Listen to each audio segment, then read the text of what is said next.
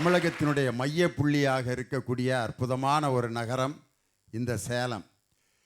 இந்த சேலம் என்ற அந்த ஊர் எப்படி வந்தது அப்படின்னு இந்த ஊர் பெரியவங்கள்ட்ட எல்லாம் கேட்டப்ப, அசலம் என்று சொன்னால் மலை என்று பொருள், வெங்கடாச்சலம் அப்படின்னு சொன்னால் வேங்கடமலை, மருதாச்சலம் அப்படின்னு சொன்னால் மருதமலை, அசலம் என்ற சொல் மலை என்ற பொருளை குறிக்கும்.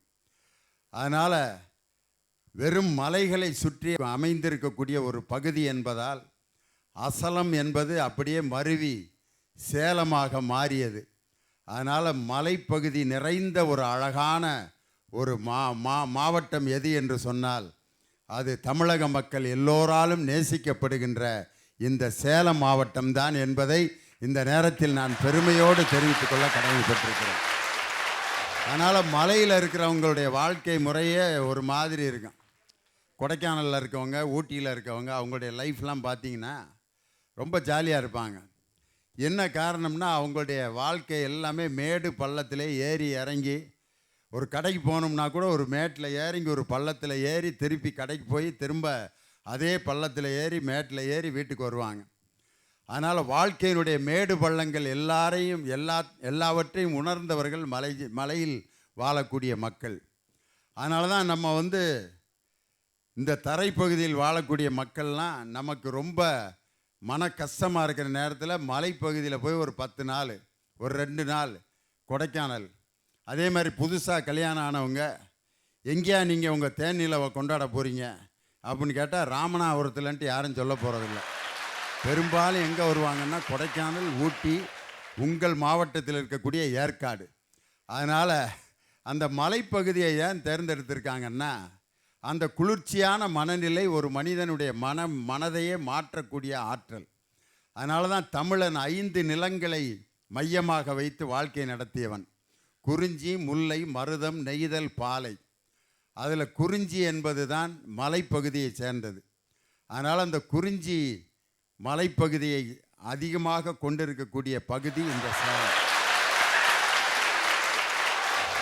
சேலம் என்று சொன்னவுடன் ஒரு 60 வயதுக்கு மேற்பட்டவர்களுக்கெல்லாம் ஞாபகம் வர்றது எது அப்படின்னு சொன்னால், தமிழ் சினிமா என்றால் சென்னையில் Gemini studio, Neptune studio, Vijaya Vahini studio என்று சென்னைக்குள் தான் படம் எடுப்பார்கள் அப்படிங்கிற ஒரு கலாச்சாரத்தை மாற்றி, சென்னை அல்லாமல் இன்னொரு இடத்திலும் படப்பிடிப்பு நடத்த முடியும் என்று 1945க்கு முன்னால் ஒரு மாபெரும் வரலாற்றை படைத்த மாடர்ன் தியேட்டர்ஸ் என்ற அற்புதமான நிறுவனம் இந்த சேலம் பகுதியில்தான் மிக அற்புதமாக செயல்பட்டு, அந்த மாடர்ன் தியேட்டர்ஸில் பணியாற்றியவர்கள் யாருன்னு சொன்னால் நீங்கள்லாம் இன்றைக்கி ஆச்சரியப்படுவீங்க.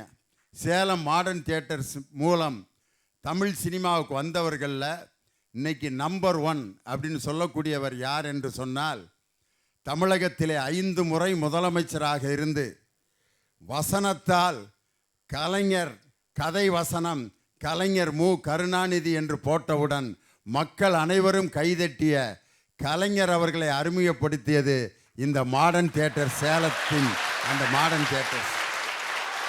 அந்த மாடர்ன் தியேட்டர்ஸில் நடித்த மந்திரி குமாரி என்ற படத்தில் கலைஞருடைய வசனத்தில் நடித்த ஒரு நடிகர் தான் தமிழகத்தில் சாகும் வரை முதலமைச்சராக இருந்த புரட்சித் தலைவர் எம்ஜிஆர் அவர்களை உருவாக்கியதும் இந்த சேலம் மாடர்ன் தியேட்டர்ஸினுடைய மந்திரி குமாரி. மக்கள் உணர்வோடும் மகிழ்வோடும் வாழ்வது அக்காலத்திலா இக்காலத்திலா? எங்க காலேஜில் 2 பசங்க இருக்கிறாங்க. ஒரு நாளும் விட மாட்டாங்க. வர்ற போகிற பொண்ணுங்களெல்லாம் கலாய்ச்சிட்டே இருப்பாங்க. ஒரு நாள் அந்த 2 பொண்ணுங்க 2 ராக்கியை வாங்கிட்டு வந்து 2 பேர் கையிலையும் கட்டி விட்டுட்டு, டேய் இதுக்கு மிச்சம் நாங்கள் 2 பேரும் உனக்கு தங்கச்சிங்க, நீங்கள் 2 பேரும் எனக்கு அண்ணனுங்க சொல்லிட்டு அசால்ட் ஆகிட்டாங்க. நம்ம பசங்க எதை பற்றியும் கவலைப்படல சார். மச்சான் என் தங்கச்சியை நீ கட்டிக்க, உன் தங்கச்சியை நான் கட்டிக்க சொல்லிட்டு அசால்ட்டாக போயிட்டான். உண்மையிலே பொழைக்க தெரிஞ்ச பார்ட்டியா நீங்கள்? உங்கள்கிட்ட என்ன சொன்னாலும் நீங்கள் அதை அப்படியே ரூட்டை மாற்றி விட்டுருவீங்க. சாதியிலே மதங்களிலே சமய நெறிகளிலே சாத்திர சந்தடிகளிலே கோத்திர சந்தையிலே ஆதியிலே அபிமானி அழிந்து வீணே நீர் அலைதல் அலகலவே நீதியிலே சன்மார்க்க நிலைதனிலே நிறுத்தமிடும் தனித்தலைவர் ஒருவர் அவர்தாமே ஆதியிலே அருட்பெருஞ்சோதி விளையாடல் புரிகின்ற தருணம் இது கூவுகின்றேன் உமையே என்று சாதி என்ற சாக்கடையை வெறுத்து ஒதுக்க வேண்டும் என்று வள்ளலார் சொன்னார். ஆனால் இன்றைக்கு சாதியை கடந்து நாம் சாதனை படைத்துக் கொண்டுதான் இருக்கிறோம். மதத்தை கடந்து இன்றைக்கு மனித நேயத்தோடு பழகி கொண்டுதான் இருக்கிறோம் என்பதை மறந்துடக்கூடாது. நம்ம ஐயா, நம்ம பாரம்பரியத்துக்கு ஒரு பிரச்சனை வந்துச்சு தெரியுமா உங்களுக்கு? என்ன பிரச்சனை? ஜல்லிக்கட்டு போராட்டம். ஆமா, ஜல்லிக்கட்டை நடத்தக்கூடாது அப்படின்னு தடை வச்சாங்க. யார் வச்சாங்க? அரசாங்கம். நம் பண்பாட்டிற்கு ஒரு பிரச்சனை, நம் பாரம்பரியத்திற்கு ஒன்று பிரச்சனை என்று வந்த போது சென்னை மெரினா கடற்கரையிலே அலை கடலாய் திரண்ட என் இளைஞர்கள், ஆயிரக்கணக்கான ஆண் பிள்ளைகளும் ஆயிரக்கணக்கான பெண் பிள்ளைகளும் ஒன்றுபட்டு போராடினர். நாட்டை மீட்க போராடினர். ஆம், நம் பண்பாட்டை மீட்க போராடினர். போராடியது மட்டுமல்லாமல் எந்த ஒரு ஒழுக்க கட்டுப்பாட்டையும் மீறாமல் போராடி வெற்றியும் கண்டனரே. காரணம் என்ன? வாட்ஸ்அப், ஃபேஸ்புக், ட்விட்டர்ன்ட்டு ஒரே ஒரு ஷேர் மூலியமா ஒன்று சேர்ந்து நம் பாரம்பரியத்தை மீட்டெடுத்தாங்களே, இதை மறந்துட முடியுமா நம்ம? அந்த காலத்துல குரு கல்வி, குலக்கல்வி, இப்போ சமச்சீர் கல்விங்க. எது மகிழ்ச்சி தரும்? சிந்திக்க வேணாமா? அந்த காலத்துலலாம் பெண் குழந்தை பிறந்தாலே போதும் கள்ளிப்பால் வச்சு கொண்டுருவாங்க. இந்த பாப்பாக்கு தப்பு வேலை பண்ணிட்டாங்க, அவங்க அம்மா அதிகம் கூட தேவையில்ல, ஒரு 3 சொட்டு பயன்படுத்தியிருந்தாங்கன்னா இந்த பாப்பா இன்னைக்கு இந்த ஸ்டேஜ் ஏறி இருக்க முடியுமா? சிந்திக்கணும்ல. அடுப்போதும் பெண்களுக்கு படிப்பதற்குன்னு சொல்லிட்டு முடக்கி வச்சது அந்த காலங்க. ஆனா ஆணும் பெண்ணும் சமம்னு சொன்னது இந்த காலம் தானே. கள்ளிப்பால் ஊற்றிருந்தா இங்க வந்து நீ இந்த நல்லா பேசுங்க நல்லதைய பேசுங்கல பேசியிருப்பியா? சில விதியை மீறினதுனால தான் நிறைய பேர் இன்னைக்கு உலகத்துல உயிரோடயே இருக்கான். ஒரு கவி அழகா சொல்லியிருப்பான், வீடு வரை உறவு, வீதி வரை மனைவி. மனைவி வந்து வீதி வரைக்கும் தான் வரணும், சுடுகாட்டுக்கெல்லாம் வரக்கூடாதுன்னு சொல்லிட்டு தடை வச்சிருந்தாங்க. தடை தடை தடை, அதை உடை உடை உடைன்னு சொல்லிட்டு உடைச்சி எரிஞ்சுட்டு நாமக்கல்ல ஜெயந்தி என்ற ஒரு பெண்மணி இன்றைக்கு மின் மயானத்துல வேலை செஞ்சுட்டு இருக்காங்கன்னா இதுதாங்க மகிழ்ச்சி எங்களுக்கு. காலத்தெல்லாம் பெண்கள் வந்து ஆட்டோலாம் ஓட்டக்கூடாதுன்னு சொல்லி தடை வச்சுட்டு இருந்தாங்க. இன்னைக்கு உடன்கட்டை ஏறி சாகணும்னு சொல்றது அந்த காலம். ஆனா உடன்கட்டை ஏறி சாகுறது அந்த காலம்தான். ஆனா இன்னைக்கு இறந்த உடல் உயிர் உறுப்புகளை வைத்து பல உயிர்களை காப்பாத்துறது இந்த காலம் தானே. இதை நம்ம மறந்துட முடியுமா? கணவனை இழந்தாலும் என்னுடைய கடமைகளை என்னுடைய பிள்ளைகளுக்கும் என்னுடைய குடும்பத்திற்கும் நான் செய்ய வேண்டிய கடமைகளை நான் இழக்கலன்னு சொல்லிட்டு கிருஷ்ணகிரி மாவட்டத்துல ஒரு பெண் ஆட்டோ ஓட்டுநர் இருக்காங்கன்னா இதுதாங்க எங்களுக்கு மகிழ்ச்சி. இந்தியா பெண் பிள்ளைகளை காப்பாற்ற வேண்டும் என்ற நிலை மாறி, இந்தியா பெண் பிள்ளைகளை காப்பாற்ற வேண்டும் என்ற நிலை மாறி, பெண் பிள்ளைகள் எல்லாம் சேர்ந்தால் இன்றைக்கு இந்தியாவையே காப்பாற்றி விடலாம் என்ற நிலையில் இருக்கிறோமே. எடுத்துக்காட்டு PV சிந்து அவர்கள். மறந்துட முடியுமா நம்ம இத? ஊதுகோலை எடுத்த காலம் மாறி போச்சையா, ஊதுகோலை எடுத்த காலம் மாறி போச்சையா, இவங்க எழுதுகோலை எடுக்கும் நேரம் வந்துடுச்சையா, இவங்க எழுதுகோலை எடுக்கும் நேரம் வந்துடுச்சையா, கல்லொடைச்ச காலம் எல்லாம் பறந்து போச்சையா, கல்லொடைச்ச காலம் எல்லாம் பறந்து போச்சையா, இவங்க கலெக்டரா கலக்குங்காலம் வந்துடுச்சையா, இவங்க கலெக்டரா கலக்குங்காலம் வந்துடுச்சையா, மாவாட்டம் காலம் எல்லாம் பறந்து போச்சையா, இவங்க மாவாட்டம் காலம் எல்லாம் பறந்து போச்சையா, இன்னைக்கு மாவட்டத்தை ஆட்சி செய்யும் நேரம் வந்துடுச்சையா, இன்னைக்கு மாவட்டத்தை ஆட்சி செய்யும் நேரம் வந்துடுச்சையா. இதை மறந்துட முடியுமா நம்ம? உள்ளமே கோவில் ஊன் உடம்பு ஆலயம், வள்ளல் பிறனாருக்கு வாய் கோபுர வாசல், தெல்ல தெளிந்தானுக்கு சீவன் சிவலிங்கம், கள்ள புலனைந்தும் காலாமணி விளக்கே. இப்படி உள்ளத்தையே கோவிலா நினைச்சு வழிபட்டாங்க எங்களோட அந்த காலத்துல. ஆனா இந்த காலத்துல கம்ப்யூட்டரே கடவுளாய், வலைதளமே வாழ்க்கையாய், இணையமே இதயமாய், உள்ளங்களை உணரத் தெரியாமல் சிக்கி தவிக்கிறாங்க இந்த காலத்துல. இதுல எப்படி வீட்டுல போனை உட்காந்து நோண்டுனான்னா அவனை மனுஷன் மாதிரியே பார்க்க முடியல. அவங்க அப்பா வர்றாரு, டே சதீஷ், அப்பாடா, அதுக்கு என்ன செய்ய சொல்கிற அப்படின்னு. என்னதான் அதில் இருக்குன்னே தெரில. ராத்திரி 1:30 மணி வரைக்கும் தேய்க்கிறாங்க. அதில் என்னதான் பார்க்குறாங்கன்ட்டு உண்மையில தாய் தப்பேன் ரெண்டும் முழிச்சுக்கிட்டு கிடக்குது. ஏன்டா இதை வாங்கி கொடுத்தான் அப்படின்ட்டு. ஒரு காலத்தில் தாய் தப்பேன் பெருமையாக நினச்சாங்க. என் பையன் செல்ஃபோனை தொட்டான்னா அதில் இருக்க எல்லாத்தையும் அவனுக்கு ஆத்துப்பிடி, கூகுள்னா என்ன, யூடியூப்னா என்ன, எல்லாம் கரெக்டாக பேசுவான்னு பெருமை பேசிக்கிட்டு இருந்த தாய் தப்பேன் இதை இவன்கிட்ட எப்போ இருந்து பிடுங்குவோமோ, என்னையவே மதிக்க மாட்டேங்கிறான்ட்டு அதை எப்போ அவன்கிட்ட இருந்து பிடுங்கலாம்னு யோசிச்சுக்கிட்டு இருக்காங்க. பாப்பா, உண்மையிலே உன் வாயிலிருந்து இதை கேட்க ரொம்ப சந்தோஷமாக இருக்குது. ஒன்னே மாதிரி குரூப்புக தான் இப்போ அதில் உட்காந்து மூழ்கி போய் கிடக்கு. இதுல எப்படிங்க மகிழ்ச்சியும் நெகிழ்ச்சியும் இருக்கும்? செல்லும் மலை எங்கெங்கும் பள்ளம் வரலாம், உள்ளம் எதிர்பாராமல் வெள்ளம் வரலாம், நேர்மை அது மாறாமல் தர்மம் அது மீறாமல் நாளும் நடைபோடுங்கள் ஞானம் பெறலாம். ஒரு கூட்டு கிளியாக ஒரு கூட்டு குயிலாக பாடு பண்பாடு, இறை தேடி பறந்தாலும் திசை மாறி பிரிந்தாலும் கூடு ஒரு கூடு. இப்படி தாத்தா பாட்டி அத்தை மாமா சிச்சி சித்தப்பா பெரியம்மா பெரியப்பா அம்மா அப்பா அண்ணே அக்கா தம்பி தங்கச்சி இப்படின்னு உணர்வுகளோடும் உறவுகளோடும் ஒரு கூட்டு பறவையா வாழ்ந்த பொற்காலம் தாங்க அந்த காலம். என்ன பாப்பா, முக்கியமான சொந்தத்தையெல்லாம் விட்டுட்ட நீ. அப்பா பெரியப்பா சித்தப்பா அத்தை மாமா எல்லாம் சொன்னேன். தாத்தா பாட்டி விட்டுட்டியா நீயே? முக்கியமான சொந்தம், அதை விட இன்னும் முக்கியமான சொந்தம் கொழுந்தியா. அருமையான சொந்தம் அது. கொழுந்தியா, நாத்துனா, மாமன், மச்சான், மச்சினிச்சி, அடே அப்பா, அதெல்லாம் ஒரு ஜாலி. மனைவியோட தங்கச்சி, அது மாதிரி ஒரு ஜாலியான சொந்தம் உலகத்தில் வேறு எதுவுமே இல்லை. சில பேருக்கெல்லாம் 6 கொழுந்தியா இருக்கும். அவனை மாதிரி கொடுத்து வச்ச மகாராசியம் உலகத்தில் யாருமே இல்லை. ஒரு வீட்டு விசேஷம்னா 6 கொழுந்தியாலும் அவனை போட்டு ஓட்டுன்னு ஓட்டுவாங்க. என்ன ஆமாம், என்ன அது இப்போ என்ன இப்போ உட்காரு, ஒவ்வொருத்தராக நான் பார்க்குறேன், பேசாமல் இரு அவனு வரிசையில் உட்காந்து பதில் சொல்லிக்கிட்டு இருக்கான். இந்த ஜாலிலாம் அந்த சொந்த பந்தங்களோடு இருக்கும்போது தான் நமக்கு கிடைக்கும். ஆஹா, ரொம்ப சந்தோஷம். ஆனா இந்த காலத்துல நாங்க எப்படி தெரியுமா இருக்கோம்?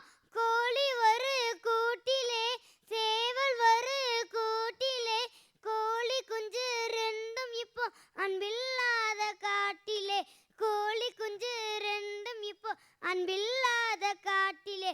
இப்படி உறவுகளோடு வாழாத வாழ்க்கை எப்படிங்க மகிழ்ச்சியும் நெகிழ்ச்சியும் தரும்? சாயந்தரம் 5 மணிக்கு ஒரு வீட்டு வாசல் அந்த காட்சியை பார்க்கலாம். அப்பா ஒரு ஐடிவியில் வேலை பார்ப்பார், அம்மா ஒரு கம்ப்யூட்டர் கம்பெனியில் வேலை பார்க்கும். 2 பேரும் 5:30க்கு தான் வருவாங்க. இது 4:00 பள்ளியிடம் முடிஞ்சு வந்து 2 யூனிஃபார்மு அந்த பையோடு அந்த வீட்டு பூட்டின வீட்டு வாசலில் உட்காந்துருப்பான் பாரு. அவனுங்களுக்குனே கண்ணதாசன் எழுதின பாட்டு, கோழி ஒரு கூட்டிலே சேவல் ஒரு கூட்டிலே, கோழி குஞ்சு ரெண்டும் இப்போ அன்பில்லாத காட்டிலேன்னு சொல்லி கண்ணதாசன் எழுதின பாட்டு அந்த மாதிரி குழந்தைகளுக்கு தான். உண்மையிலே சாதி ஆணவ படுகொலை பற்றி எல்லாம் சொல்கிறாங்க. உடுமலைப்பேட்டையில் கௌசல்யாக்கு என்ன நடந்தது அப்படின்னு பார்த்தீங்கன்னா, நமக்கு அப்படியே மனசெல்லாம் பதறி போகுது. இன்றைக்கெல்லாம் கல்யாணம் நடக்கிறது எவ்வளோ கஷ்டம் அப்படின்றது நீங்களே சொல்லிட்டீங்க. அவள் பாவம் ஏதோ காதலிச்சு சங்கரை கல்யாணம் பண்ணி வச்சுருந்தா, ஆணவ படுகொலை சாதி படுகொலைன்னு சொல்லிட்டு நல்லா வாழ்ந்துட்டு இருக்கிறவங்கள அவளுடைய அந்த மனைவியினுடைய கண்ணுக்கு எதிரிலேயே வெட்டி கொல்லக்கூடிய ஒரு அவலம் நடந்திருக்கு அப்படின்னா அது தமிழ்நாட்டில் தான். அதை சிசிடிவி கேமரா மட்டும் இல்லை அப்படின்னா அதை கண்டுபிடிச்சிருப்பாங்கன்னு நினைக்கிறீங்க? உண்மையிலே ஜெய்ராம் காலேஜில் சிசிடிவி கேமரா பற்றி நம்ம பேசித்தான் ஆகணும். ஒவ்வொரு கிளாஸுக்குள்ளேயும் சிசிடிவி கேமரா இருக்கும். பிரின்சிபால் சொன்னார், எங்கள் காலேஜில் ஒவ்வொரு கிளாஸ்லேயும் இருக்குது சார், பெற்றோர்கள் நம்ம பிள்ளை கிளாஸில் உக்காந்துருக்கானான்னு பார்க்கலாம் அப்படின்னு. உண்மையிலே உலகத்தில் மிகப்பெரிய அதிசயம். நாங்கள்லாம் காலேஜுக்கு போனோமா வந்தோமான்னு எங்கள் அப்பாட்ட சொன்னா தான் உண்டு, இல்லாட்டி இல்லை. போயிட்டு வந்துட்டப்பா சினிமாவுக்கு போயிட்டு வந்திருப்பேன். என்னடா நடத்தினார்? ஃபிசிக்ஸில் எலக்ட்ரிசிட்டி அண்ட் மேக்னட்டிசம் அப்படிமா. நாங்கள் என்ன பார்த்துட்டு வந்திருப்போம்னா நினைத்தாலே இன்றைக்கும் படம் பார்த்துட்டு வந்திருப்போம்.